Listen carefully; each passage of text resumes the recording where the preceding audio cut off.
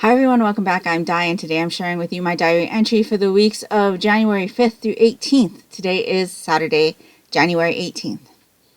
So, I've got quite a bit to talk about again today.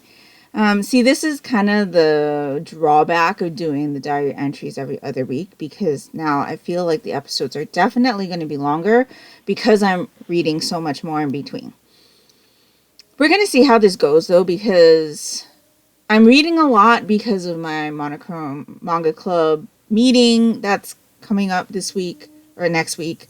And I'm finishing up my manga advent calendar project from December. So I've been reading a lot more than I would if I wasn't doing like a manga readathon like thing.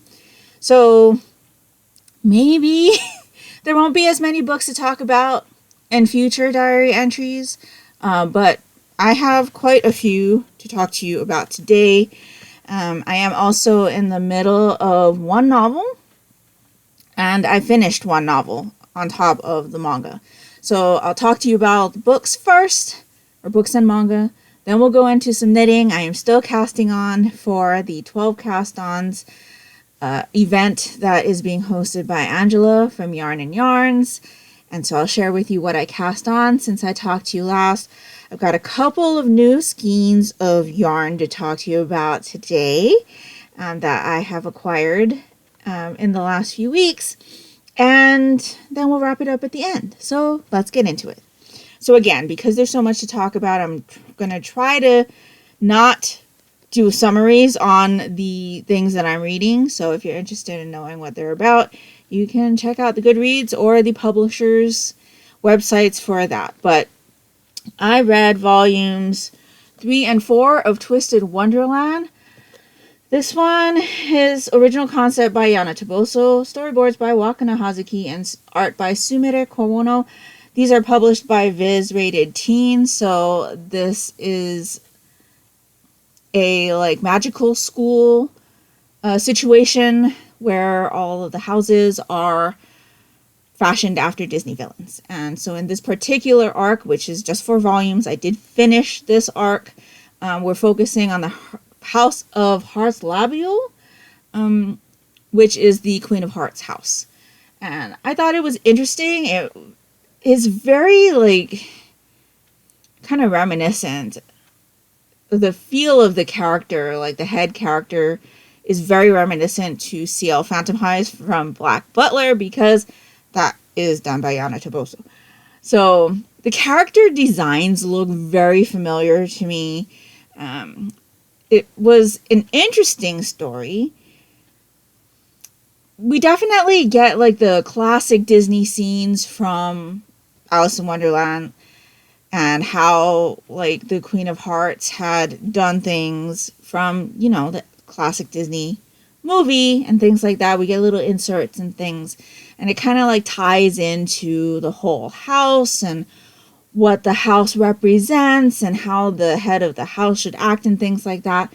I enjoyed it a lot. It definitely, I feel, veers more away from the whole main character that we're first introduced to at the beginning of the series, because you don't really focus on his story about how when he starts off this series, he's in our world today, and he gets plucked out of our world and taken to this magical school where he has no magic. And we kind of get away from that story, where he's more part of the school now. He's experiencing things and meeting people from other houses and kind of helping them with, well, in this case, the situation that's going on within the House of Hearts Labial.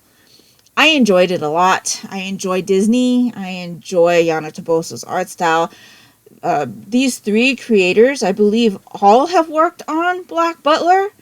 And yeah, it felt very familiar to me, and I enjoyed it a lot. I'm looking forward to seeing what stories we get with the rest of the houses, because I can't remember what the next house is, but I think it's either out now or it's coming out soon. But really looking forward to it. So enjoyed these 2. I think I gave them both 4 stars. and I'm looking forward to continuing with the rest of the houses on that. But as far as series goes, that is a complete series in 4 volumes. So I was able to complete a series this year, which is great. I read volume 3 of What He Who Doesn't Believe in Fate Says by Omu the Rice. This is published by 7 Seas, rated teen, so this is about a guy who can see the red string of fate, and he does not like who he sees his red string attached to, because he'd much rather have it go to somebody else. And so he tries to figure out what to do about that. And we also have his best friend throughout his college years and how she's like kind of dealing with her life, and they're both kind of single and, you know, that kind of thing. I enjoyed this one a lot. I told you, I think the last time when I read volume 2, that something happened at the end of volume 2 that I wasn't sure how it was going to affect the story going forward. And so we get to see how what happened at the end of volume 2 affects the story going forward in this volume. Really interesting. I enjoyed it a lot. And I'm looking forward to seeing what happens with the 2 characters here and how this whole Red String of Fate story goes. So definitely looking forward to the next volume. Don't think I have it in my collection, but I think it is out. So I do need to go ahead and collect that. So 4 stars again, I'm pretty sure. How I Met My Soulmate, Volume 1 by Anashin. This one is published by Kodansha, rated older teen. So this is basically a woman telling her story about how she met her soulmate. It doesn't start off as a flashback, but obviously the story is called How I Met My Soulmate. So I get the feeling that we're seeing that story, even though there's no like preface as to her like in today or whatever. It just starts off where she's like 20, I think, and she's feeling lonely because she has moved to another area away from her family to go to college and stuff, and she just kind of doesn't have a lot of friends and would like to look for somebody to spend time with. And so the story kind of follows her stepping out of her like skin and putting herself out there and trying to find someone. And I really, really enjoyed this volume. I read Waiting for Spring. Is it Waiting for Spring? A couple years ago, and really enjoyed it. I really enjoy Anashin's art style as well. And it's funny because in this volume, they make mention of Waiting for Spring within like the author's notes and things that you get in between chapters and things like that. And I really, really like that. And so, yeah, I'm really looking forward to seeing where this is going to go. Though, it has kind of hinted at one of those tropes that I really don't care for, which is a love triangle. And I'm not sure how long we may be seeing that love triangle go, but it definitely hints at something like that happening here. And so, yeah, not my favorite trope to read about, but I really enjoyed this volume, and I'm looking forward to seeing what happens with our characters here. And so I gave that one 4.5. Really enjoyed that one. I read volumes 5 and 6 of Sasaki and Miyano. This one is published by Yen Press and by Shou Harusono. These are rated teen. So this is a BL contemporary romance about these high school students. Really enjoyed these. We definitely have been very slow moving with the romance portion, but things are definitely a little bit a step forward, if you will, in volume 6. So I enjoyed seeing that progression. You definitely like feel like the nervousness and the like kind of uncertainty of the decisions that are being made as far as should we but like share our feelings with the other person, like what's going to happen if I do that? Is it going to ruin our friendship? What if he rejects me, kind of thing? You really like feel that. And this was one of those series that when we first started reading it, Read volume 1 for the Monochrome Manga Club. I didn't care for it too much. I expected a lot more from it, but as I've read more and more of the series, I've enjoyed it more and more. And I think part of that is the fact that I've also watched a few episodes of the anime, which helped me connect more with the characters. And I enjoyed these 2 volumes. So I know my daughter had picked these out for me for the Manga Advent Calendar project because she really wants me to read more so that we can watch the rest of the anime. She really enjoys this series, and I'm really thankful that she picked these for me.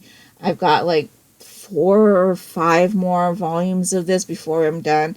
These are really, really short volumes also, so nice quick reads, very cute, lots of heart in there, and I enjoy both of these. So I think I gave these 4 stars as well.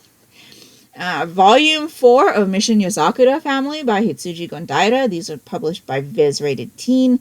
So this is a story about a guy who gets orphaned and he ends up joining his best friend's family, finds out the best friend's family is a family of spies, and he needs to learn how to become a spy in order to not only protect himself, but protect his best friend's family. Enjoyable story. I have read what was in this volume previously on the Shonen Jump app, and so this was like a reread for me, but in a physical like bind up of the chapters as opposed to just reading the singular chapters on the Shonen Jump app. I enjoy this one a lot. There's a lot of like spy activity, and there's a little like heartfelt moment in there between our male character here, Tayo, and one of the brothers that are in this family, and that they kind of butt heads a lot. And yeah, really enjoyable. And I enjoy the little like spy missions that we get introduced to and the kind of issues that come about because of this family being in this particular profession. And also seeing Tayo learn all of these different like techniques and skills and honing things. And it's just really, really interesting. Enjoyed that one a lot. Gave that one 4 stars as well. I read volume 3 of Persona 4 Arena by Haikyu and Atlus. This one is published by Udon Entertainment, and I would have to say this is probably older teen, but Udon does not put age ratings on their volumes. This is the final volume of this trilogy, where it kind of introduces you to a story where you have both the characters from Persona 3 and Persona 4 working together in a story. And it was interesting. I started Persona 3, have not read more than, I think, 1 or 2 volumes. I need to get back to that one. I have finished Persona 4 and really enjoyed that one. We read that one with the Monochrome Manga Club, and that was definitely more like murder mystery-esque. This one was okay. It's Persona 4 Arena, so there's a lot more like a battling element. And to me, that was the most focus of the story, was on the battles and not really so much of a story. Like there's a story there, but it's kind of relying on you knowing all of the characters involved other than the ones that you get introduced to in this volume. Like I said, I don't have a lot of like experience with Persona 3, so I don't know if the characters that I was unfamiliar with were in Persona 3 or not, but I feel like there wasn't enough like story there for me. Plus, this volume kind of ends the whole like trilogy with an unanswered question. Like you go through this story and they're figuring out who's behind what's going on, and they don't actually know by the end of this trilogy who it is. And so that was a little bit frustrating to me. I might have to revisit this one after I read Persona 3, because I think I might be missing a lot by not like knowing those characters and what had happened in that. Like I know little bits and pieces only because my daughter has talked to me about Persona 3. I think she's played the game as well because she's a big fan of this franchise, and she plays like the video game, so that's kind of how I know some of the stuff. And like I said, I read like 1 or 2 volumes of Persona 3 for a previous manga advent calendar, I think a couple years ago. So not 2024, but 2023. So I definitely need to go back to that. That might help me with some of the things that I felt kind of strange with not knowing the characters. Like maybe I should have known something and that's why things weren't clicking for me kind of feeling. But yeah, I mean, lots of battling, like I said. And it was okay. I think I gave this one a 3.5. There is another trilogy after this called Persona 4 Arena Ultimax. I believe that does not follow the same story that's in here. Like, it's not a continuation of this. So, I'm probably not going to read that until I read Persona 3. And then I'll probably reread this and then introduce myself to Arena Ultimax. But, yeah. The art style was good. I enjoyed seeing the characters that I was familiar with from Persona 4. And spending a little bit more time with them. But, yeah, I think because I'm not all that familiar with Persona 3, I missed out on a couple of things in here. So, enjoyable, but it would have probably been better if I read Persona 3 first.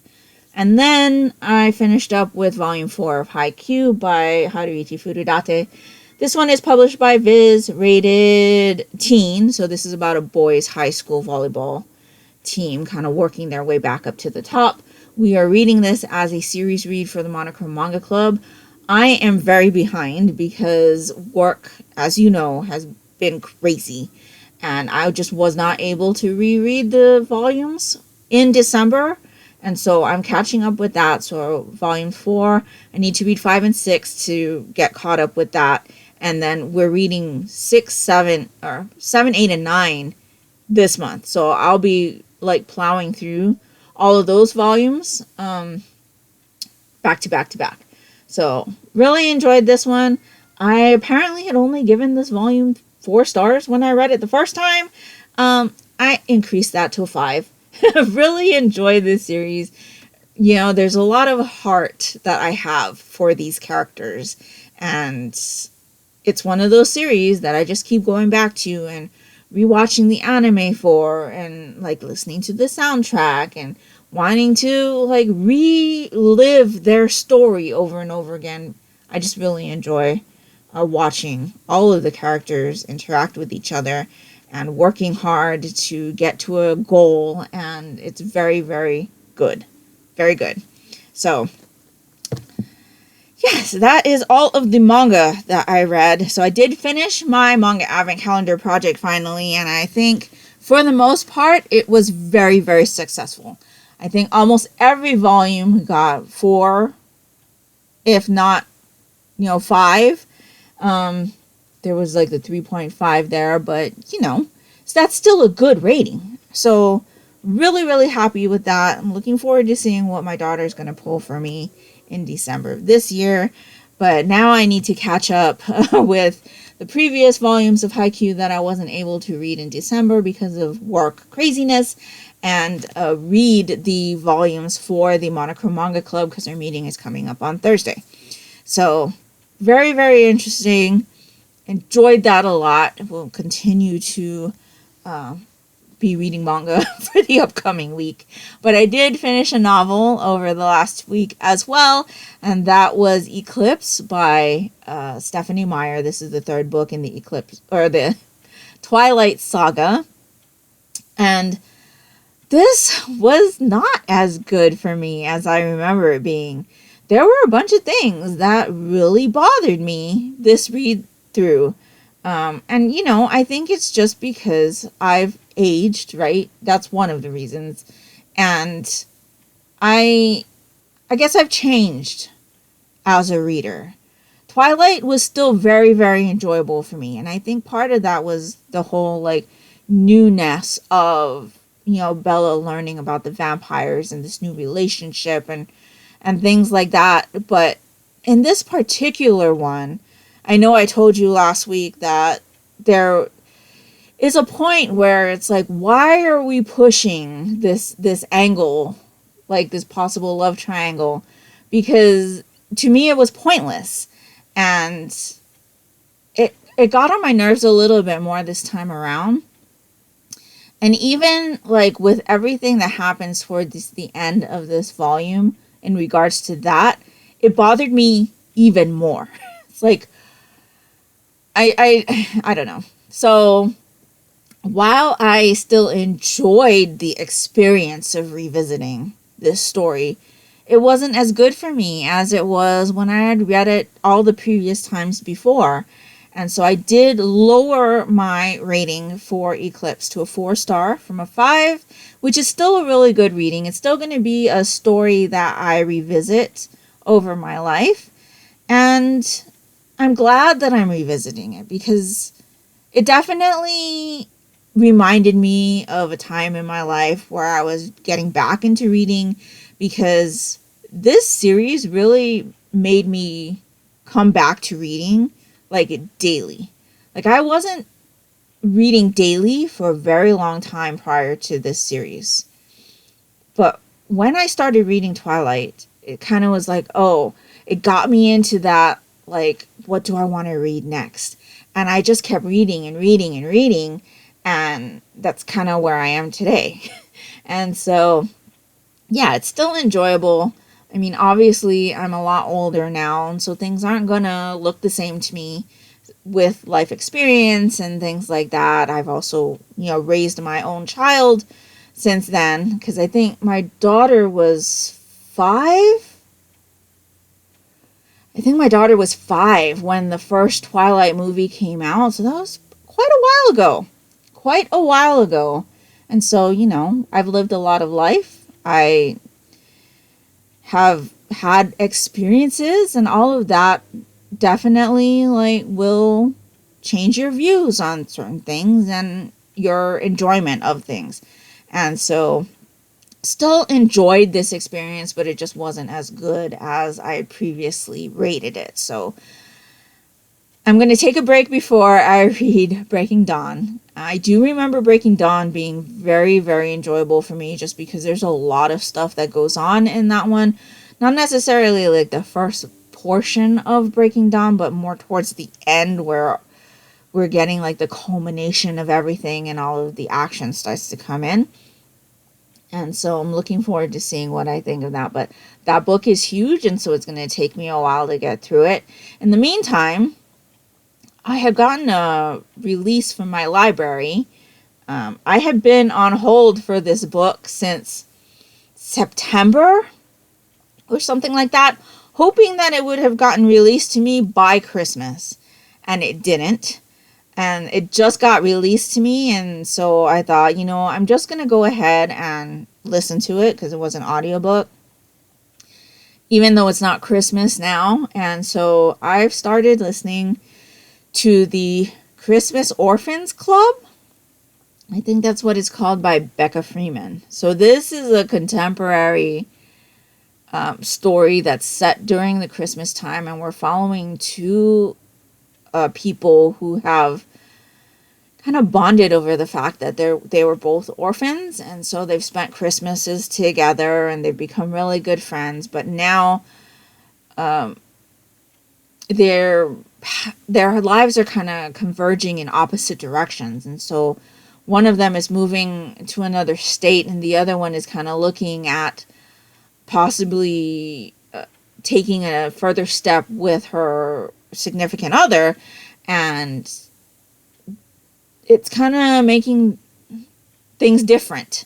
Things are different, and this is kind of like their last Christmas together, and so we're kind of watching them experience things like that, thinking about what this last Christmas means, and kind of reliving previous Christmases and things like that. I'm about 30%, 39, I think, percent done with this one. It's okay. It's just a typical contemporary story. It's got romantic elements in it, but it's not I wouldn't say it's a Christmas romance, because we're not following the 2 characters in a romance. they both have like separate like romance kind of things going on. And so yeah, it's very contemporary, which is not usually my thing, but I'm trying to like feel like those Christmassy like feelings, like because it's set during that time of the year, and trying to put myself in that like feel. And it's enjoyable. I truthfully don't think this is going to get more than 3 stars from me, but it's not bad. And so I'm just listening to it and enjoying it for what it is. I think you know me by now that like heavily contemporary things are not really my type of story. And so the fact that I'm able to like enjoy a story like this even a little bit is a different step for me. And so it's interesting. I'm kind of still playing around with, you know, what enjoyment I get from certain genres and things like that. And, you know, there's also another part of me where it's like, okay, you're not really enjoying it. Like, this is not going to be a 4-star read for you. So why continue? And I know I've talked about this in my previous video where I'm talking about my reading reflections and the fact that I need to DNF more. And, you know, if I'm not enjoying it, to DNF. But the thing is, I am enjoying this on a level. It's not super enjoyable, but I am enjoying it. Do I think I would have enjoyed it more if I had listened to it during Christmas time? Probably. But that being said, we all know how busy I was during December and how stressed out I was during December. Not that that has, like, really left, because I'm still stressed out. But with everything that was going on in December, would I have even had the ability to, like, take in a story that doesn't really have a lot going on in it? I mean, we're just, like, following these two people and what's happening in their lives, and there's no like mystery to it. There's no like a quest or anything like that, which are things that really propel me to read through a story.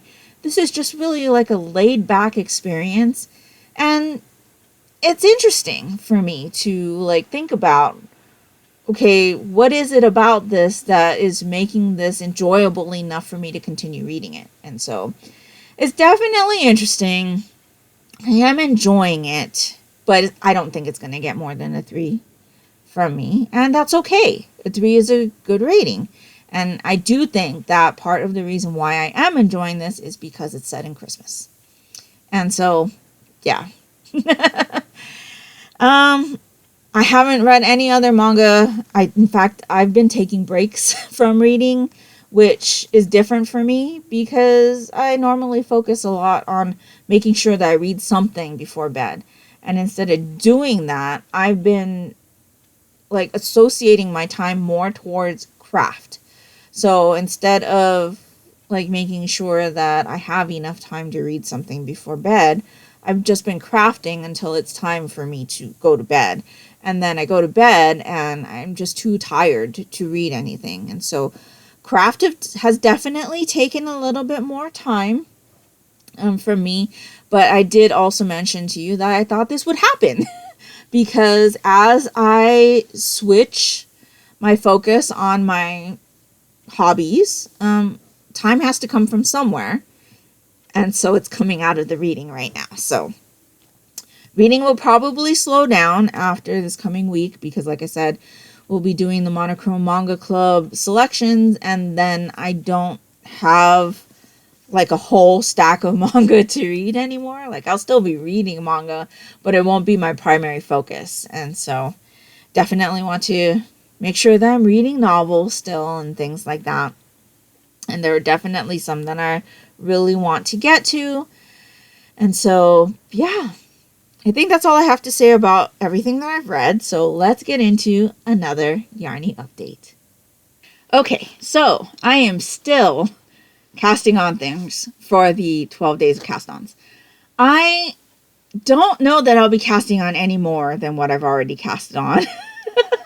But let me tell you what I have cast on since I talked to you last.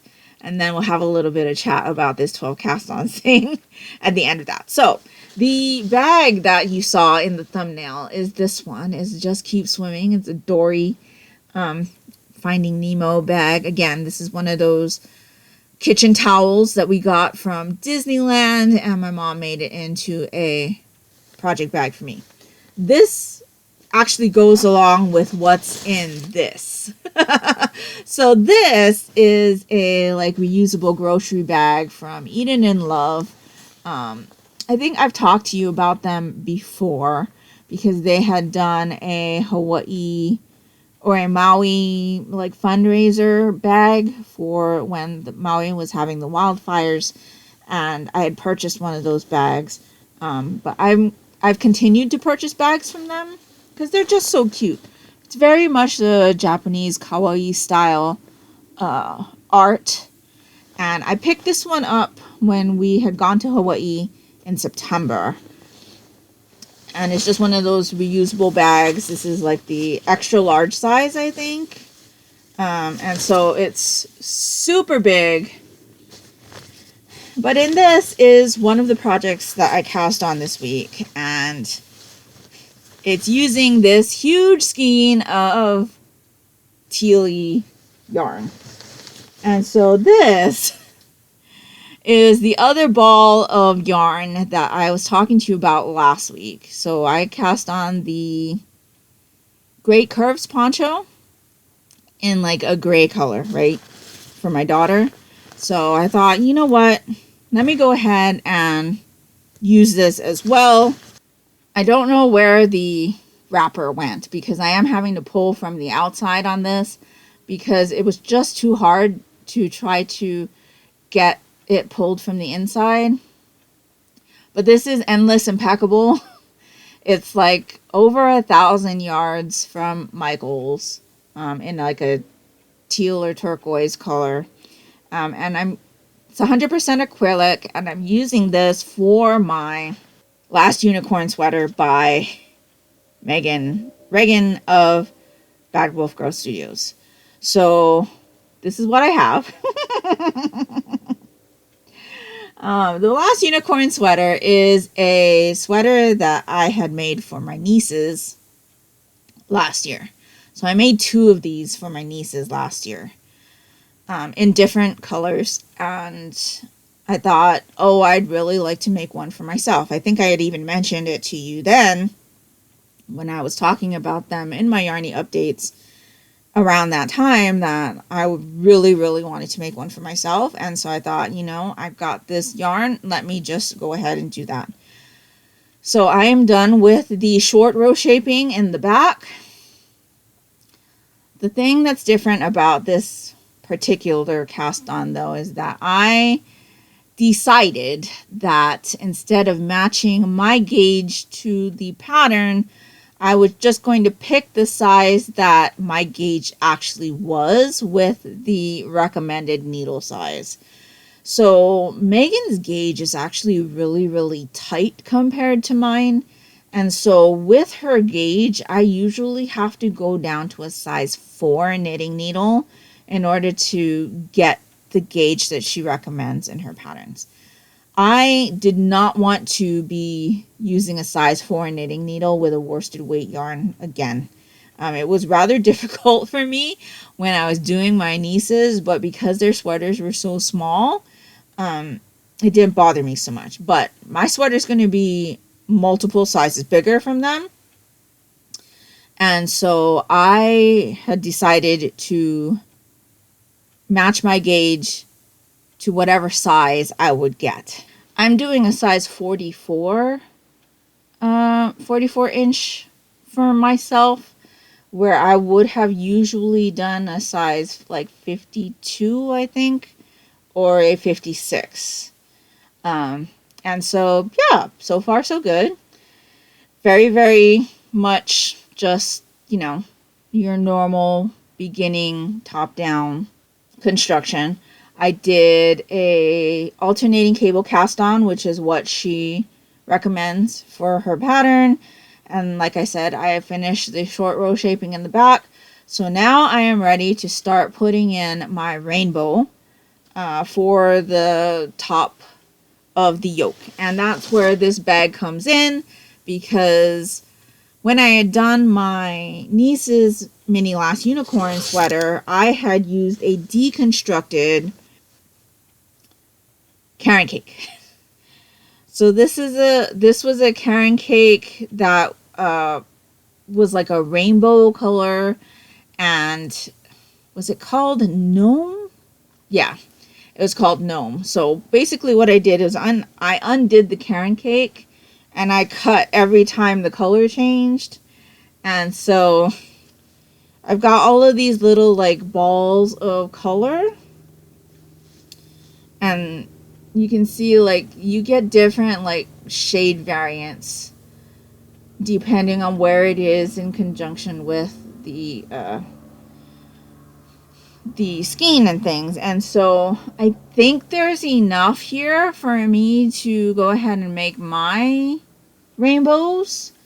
The only thing that I probably don't have enough of is the turquoise color, but I do have a turquoise Pound of Love that I could use in place of this.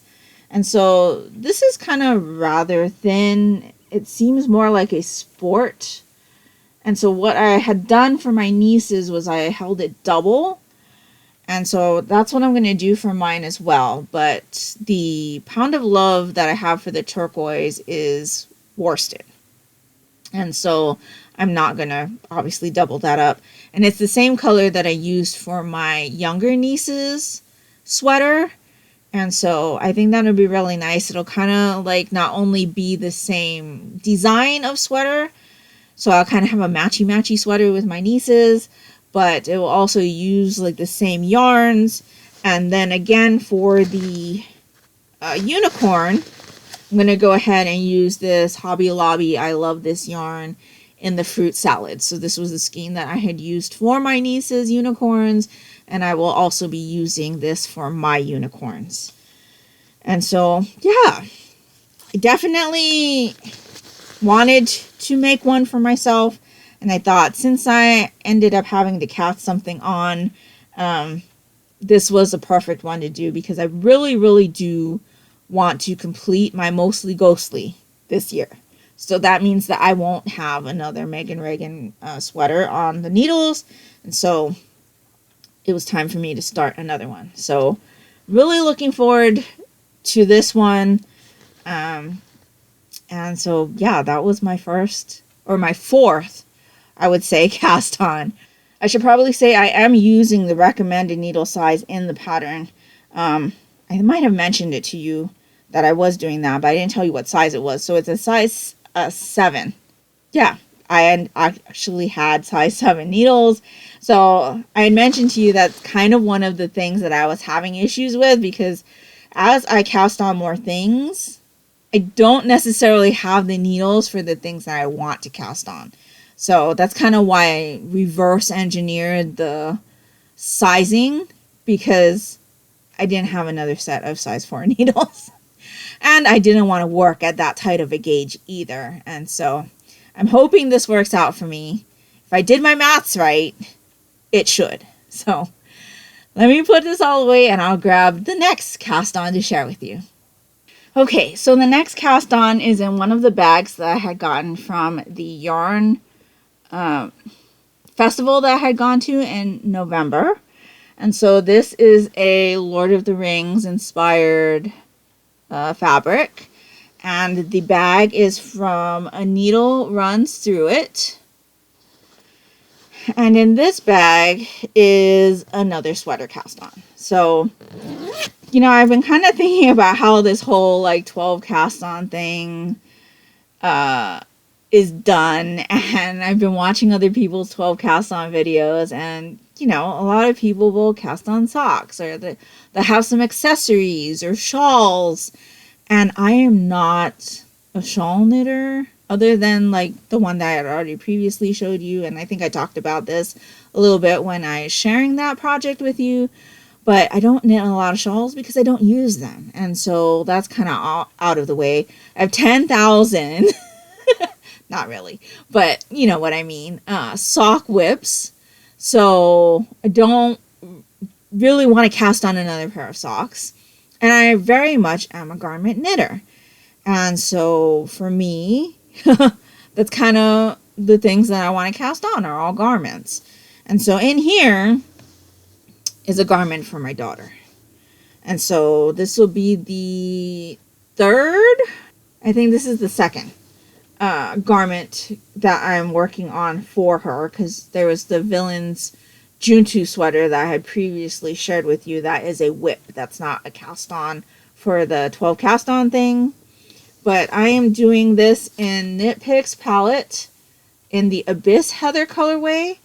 And this is a like a 2-color marled palette. So palette is a 2-ply yarn, and in this particular skein, and I know you can't really see it, there is a navy ply and there is a black ply. So it looks really, really nice. From afar, it just kind of looks like a black navy, but really nice. And I had a bunch of this, and there was a sweater that I really wanted to make for my daughter. And originally, I also had a sweater's quantity of this in red. So it's like a maroon or burgundy with a black again. So it's another marled, and they're plied together. But I do a lot of red sweaters for my daughter. And so I thought, oh, maybe we should try to switch it up.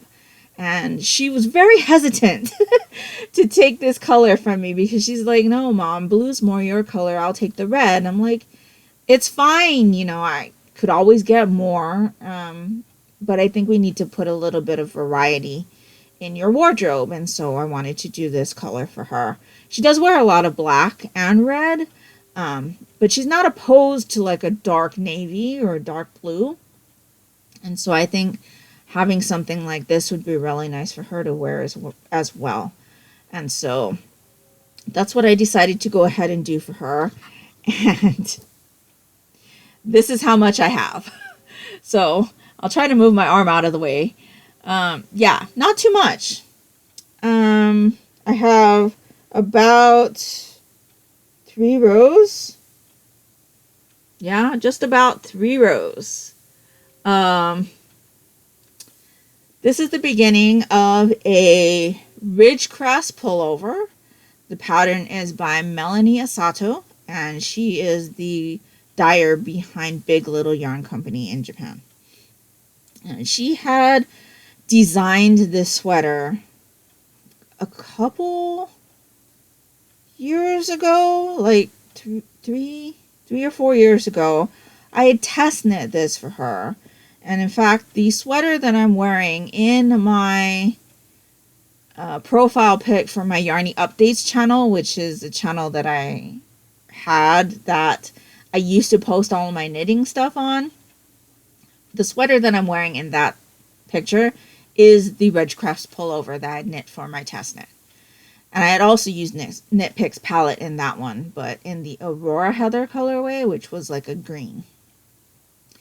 And this is a sweater that has a bunch of different like options. So you can do like a crew neck or a scoop neck, which is what I had done. You could do your normal like tailored sleeves, like the with the standard decreases, or you could do a bell sleeve with no decreases, which is the one that I had done. And then you could do a cropped length or a regular length, which is what I had done. And you can just mix and match whatever ones that you wanted to do together. So for my daughter, I'm actually doing the crew neck with the standard sleeve and full body. And so, yeah, this is what we've got so far. I am doing the size 2 for her, which will give her the amount of ease requested. I did make a modification to the cast on. So the original pattern calls for a tubular cast on. And I don't enjoy tubular cast-ons. When I had cast on my Ridgecrest pullover, I had to recast on 3 times because I could not get the tubular cast on like right. I had so many stitches because of course my size, right? So many stitches that it was just too like difficult for me. I finally did end up getting it cast on, but I didn't want to have to go through that with my daughters. So instead, I did the alternating cable cast on. And so I don't think it looks bad at all. I'm really not into the look of a tubular cast on either. I don't know. It I'm I guess my knitting hot take, if you want, is that as much as people like, the tubular cast-ons and bind-offs because it looks like you had gotten it from a store, I don't want my hand-knitted items to look like I got them from a store because I want people to know that I handmade that. And so that's my knitting hot take. No tubular cast-ons for me. I have not yet tried a tubular bind off because it is a sewn bind off. I really should because I think it would give me the stretch that I'm looking for, but that's not what this is in regards to. So the alternating cable cast on, I just did 3 rows. And so, yeah, this is going to be one of those projects that I work on throughout the year. This is a fully ribbed sweater, and it's an alternating rib pattern. So you do a full set of ribbing, and then you offset that set, and then go back and forth. To get my gauge on this, I do have to knit it English style, so throwing, and that will take me longer. I did that on my previous one, and so I knew that I would have to do that with this one. And so, yes, it's going to be a labor of love. It is going to take a long time, but I am very happy with my Ridgecrest pullover, and I think my daughter's going to get a lot of wear out of this as well because it really is a nice textured sweater. And I'm looking forward to seeing how the crew with the standard sleeve looks on her because I might want one for myself. And so, yeah, that is my second cast on, or I guess my fifth. My fifth cast on that since I've talked to you last, and I've got one more cast on to talk to you about. Okay, so my sixth cast on is living in my Nutcracker bag from Stitch in the High Notes. This is her sweater size bag, but she's no longer making bags. So I'm really, really glad that I was able to pick this one up in Christmas of 2023. This is also a sweater for my daughter. And this is one that I actually worked on quite a bit. And so with the other things that I have cast on, I pretty much just cast it on and worked however much during the day, and then I stopped. This one I did not do that with, and there is a reason. So let me pull it out of the bag. This is the Lagoon from Drops Design. It is a free pattern on the Drops website, and I am doing a version of this that is the male version. There is a female version of this sweater which has more of a kind of puffed kind of bottom of a sleeve. The female version is also called Lagoon, but I'm doing the male version because it is a little bit more fitted in the arm, not so poofy, and that's more my daughter's style. And so it is Lagoon from Drops Design. I am doing size small, which is the first size. And this is what I have. So, this is a brioche. sweater. The pattern actually says it's English rib. I have never done English rib. I've done brioche before in like a hat. But when I had done brioche before, the instructions were a little bit different. And so when I had started this project, it did not look right. And I knew it didn't look right because it didn't look like the pattern. And so I ended up having to rip out a couple of times.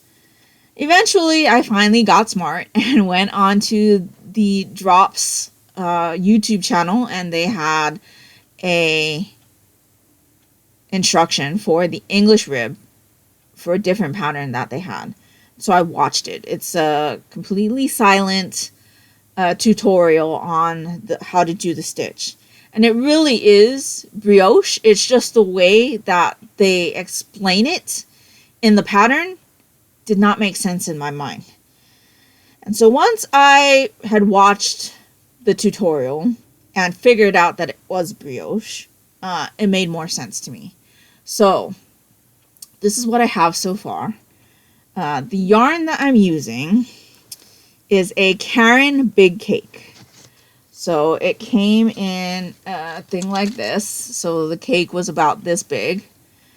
This is worsted weight yarn. It is 100% acrylic. And it is 300 grams, 603 yards per cake. I have 3 cakes of this. And this is in the Nightberry colorway. So you can see it's a bunch of different grays and blues. And so I've got 3 cakes of that. So this is my first cake. This is where I'm at. I think it is looking really, really nice. I'm very, very happy with how this looks. But this has been probably one of the most difficult things that I've worked on like in a while. I tend to shy away from brioche because I tend to make mistakes with brioche, which is why whenever I'd done brioche, it was only on a hat, which is very, very small. And I would fix my mistakes by going backwards, like knitting backwards. I could not like wrap my head around how to ladder down and fix a mistake. And it just so happened that last night I found a whole section where I had done a knit instead of the purl. And so there was a stitch all the way across the sleeve area where I had to fix 4 stitches.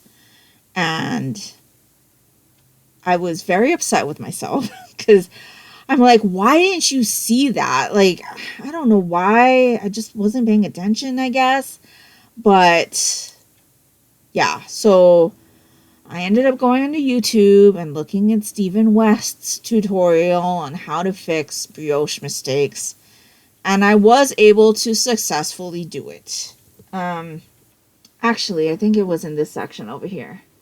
So you can see it doesn't look too bad. It does not look too bad at all. I think there are a couple like stitches in there that could use a little bit of tightening up, but I think once I put this into soak or agitate the fabric a little bit as this grows, that those tension issues should fix themselves. And that always happens whenever you drop down anyway to try to fix something. So I'm very, very pleased to now know how to do that. It did take me a while again, though, to figure out exactly what was going on and like where the shawls and things needed to be picked up and which like stitches to pick up while I was coming back up the ladder. But for the most part, I think it looks okay. So yeah, I'm currently in the sleeve increase section, and part of the reason why I have continued to work on this and I didn't stop right after I cast on was because I knew that if I had stopped, I would have forgotten how to do the increases.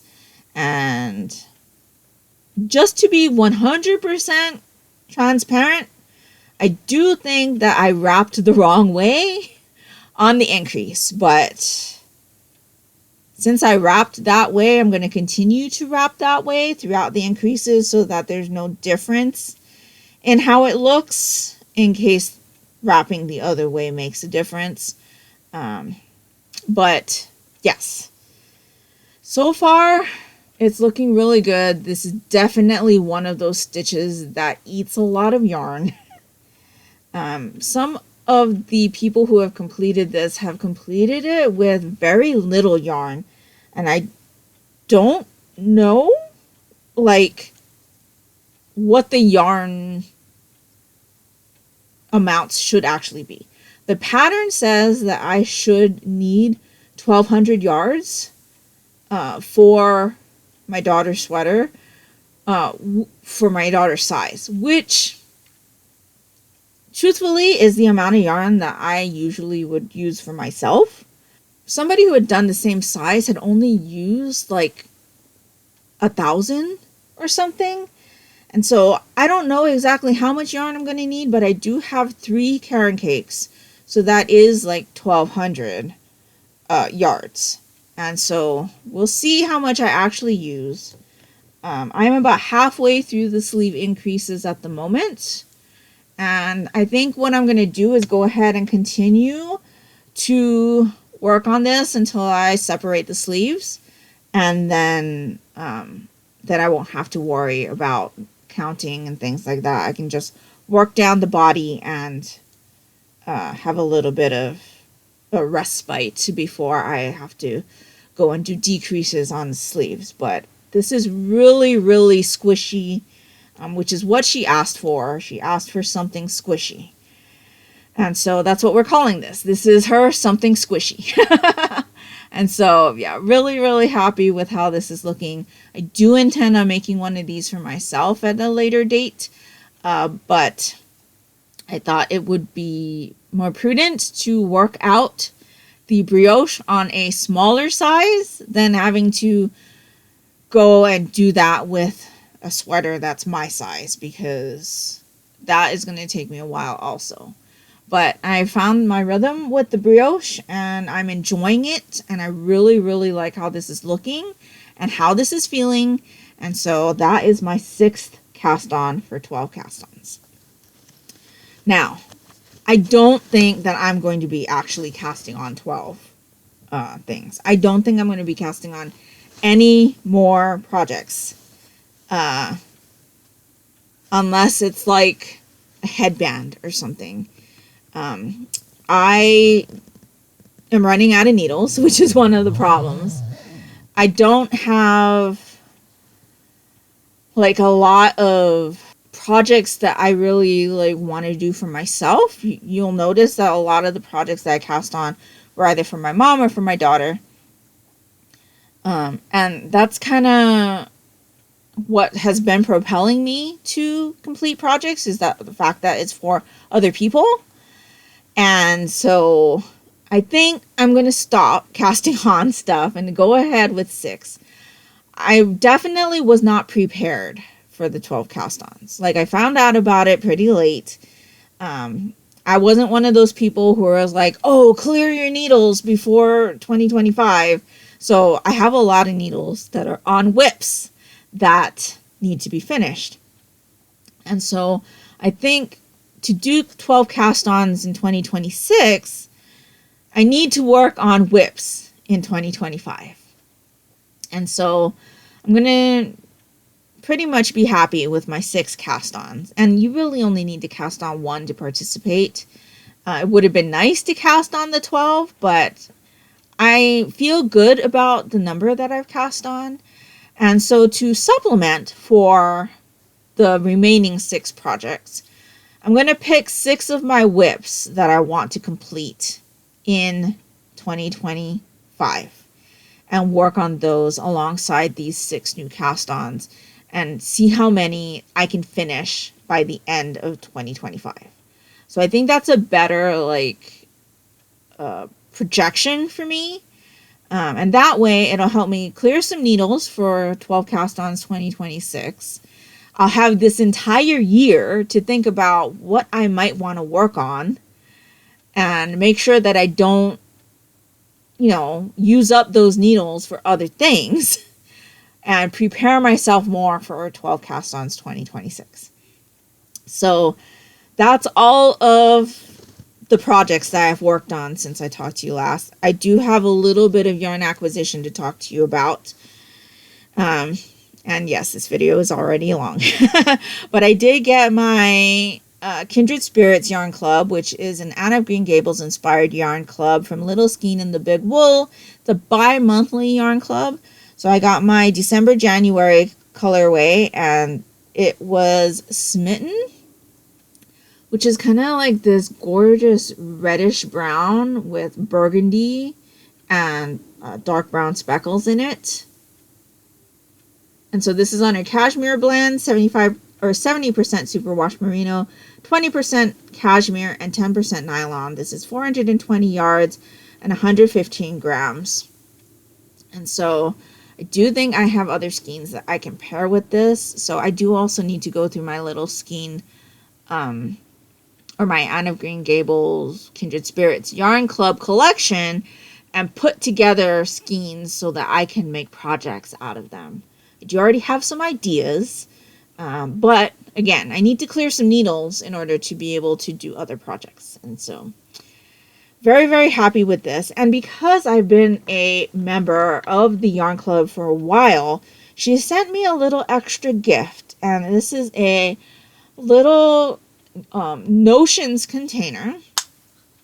And it came with a really, really nice note saying, you've been a subscriber for a while and I really, really appreciate you and things like that.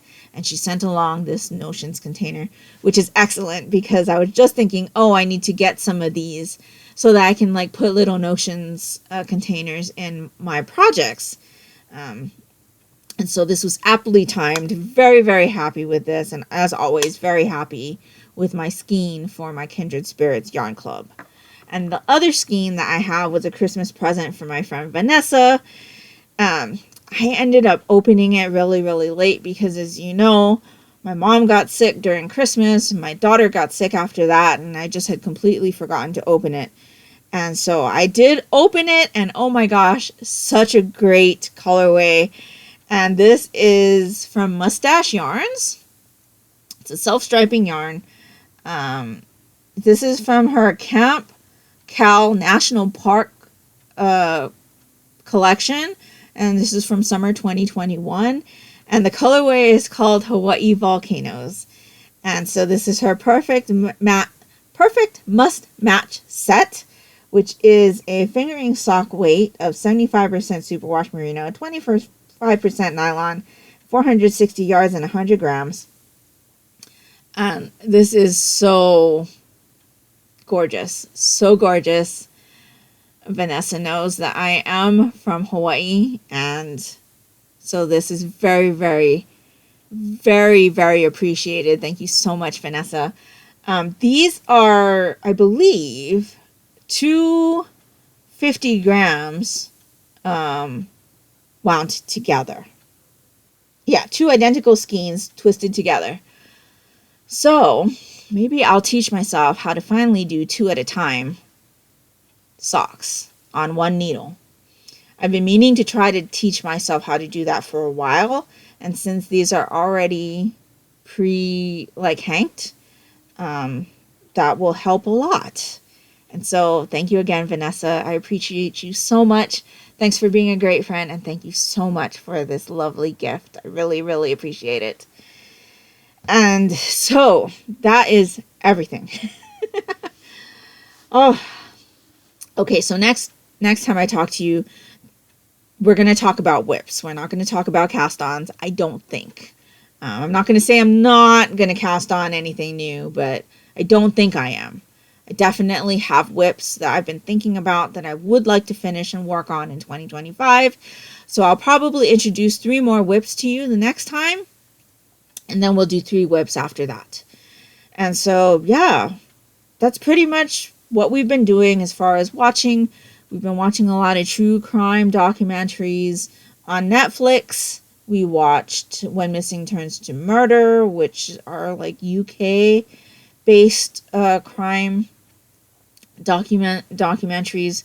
Very interesting, because we normally watch a lot of American crime documentaries. We watched Who Killed Joe Dando, which was also set in England. We watched the Octopus Murders, I think that's what it's called. That was super intriguing. Lots to think about with that one. We watched a couple episodes of Snapped. And we're currently watching season 3 of Catching Killers. I think we've got 1 more episode on that. So we've been watching a lot of crime documentaries. And then we finally started catching up with the American TV shows last night. So we watched FBI and we watched FBI Most Wanted. So we're going to be catching up with those soon. Haven't watched a lot else. I think we watched 2 more movies.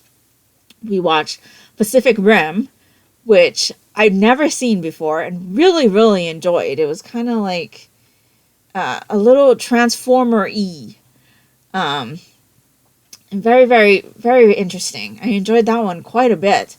And then we watched Battleship, which is based on the Battleship board game. And that was also interesting. Kind of tied in with Pacific Rim a little bit. But I enjoyed both of those movies. And I'm not sure why I never watched them before. And yeah, just really enjoyed both of those. And so I think that's everything. I think that's everything that we've done over the last 2 weeks. So yeah, work is work. It hasn't calmed down for me. In fact, it's getting more stressful. But we're supposedly getting more help. So we'll see how that goes. I think that's pretty much what's causing a lot of the issues that we're having right now, is that we're so short-staffed. And so they're supposedly giving us somebody else. But we'll see. They've been saying that a couple times for months. And we haven't gotten anyone yet. So hopefully when that new person comes on, that will help. And I'm not going to be working so many hours, but as of right now, I'm still remaining at the same amount of hours I was working in December, which is a lot more than I was working like in September. And so, yeah, it's starting to wear on me a bit. I'm definitely finding myself without spoons at the end of the day. If you know what that, if you've heard that phrase, I'm basically like worn out. Like it takes all of everything that I have to get through the work day. And then by the end of the day, I'm just done. Just done. I don't want to do anything. Except for this like brioche project. That like really was like, oh, I really want to like do that. And so other than that though, like I don't have I don't have the energy to do anything but eat my dinner, play a video game, do a little bit of knitting and like be a couch potato. Like that's how out of it I am at the end of the day. And really, because I'm working so many hours, I don't have that many hours at the end of the day anyway before I have to get ready for bed and start it all over again. So yeah, lots of manga reading still coming up for the Manga Club meeting, which it'll be nice to see our members again in person because it's been a couple months. We've done the last 2 months virtually because of the holiday rush at the mall and things. And so we're going to meet again for the first time in a couple months. It'll be really, really nice to see them. Looking forward to it. I'm looking forward to reading the selections for our meeting. And yeah, I think that's pretty much all I have to tell you about today. So let me know down in the comments below what you've been up to the last couple weeks. What have you been reading? What have you been watching? What have you been working on? Did you join in on the 12 cast ons? If so, let me know what you cast on. Or what is your plan as far as crafting goes? Have you put up Make 9? Or do you have some goals? I would really love to know. Or as far as reading goes, do you have any reading goals? I would really love to know if you have any of those as well. And if nothing else, and you'd just like to let me know that you are here, if you could leave me a yarn ball emoji down in the comments below, that would be greatly appreciated and would really help me out. And that will do it for me today. So I hope you're all doing great. I hope you're all safe and healthy. And until next time, take care and smile always. Bye.